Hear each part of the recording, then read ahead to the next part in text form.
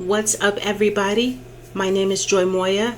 I'm going to share with you an artistic testimony of memories that have helped to define what I observe as beauty marks. I have divided these reflections into 13 chapters.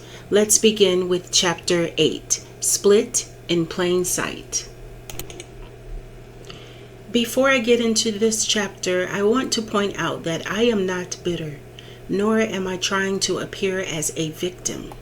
The purpose of this is simply to provide insight and testimony in hopes that the details that I share will create a pathway for someone else to heal, get delivered, and or find their way back to God. I am fully aware of everything that was said and done, and with that being said, I would caution everyone in their speech and action, as there will be a karmic debt to be paid. If I were to put it in Bible terms, what you sow, that shall you reap. And also, life and death are in the power of your tongue. So here I am dealing with the truth of everything, the reality of life, and the broken pieces I had buried in the back of my mind.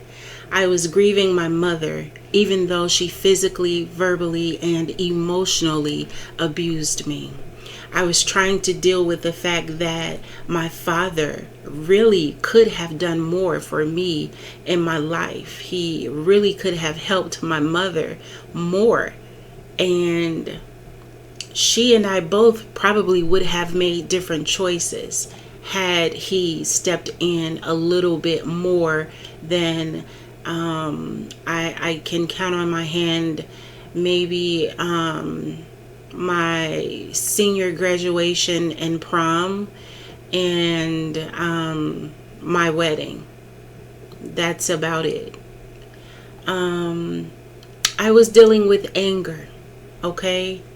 I was dealing with anger toward God because I feel like he took my mother right as we were mending our connection, like really understanding each other. I began to understand her venting and her need for love, and I became her safe space.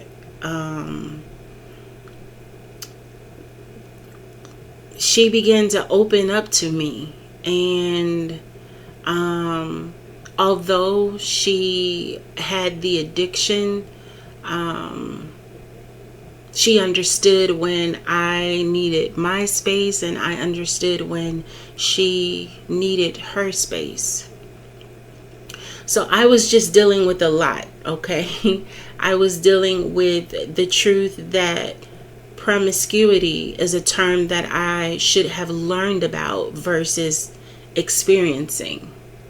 I was dealing with the pain of my karmic debt. God made me remember what I said and what I did to people, whether consciously or unconsciously. God made me address the curses, the shame, and guilt of my family's sin, and I had to do it on my own. I had to watch those watching me. I had to learn how to hold my peace, control my temper, and align my focus. If I had tried to explain any of it, I would have sounded even more crazier than I looked. The disheartening part of it all is knowing what was done and said, and I could do nothing about it but leave it in God's hands. The work that needed to be done was just too important.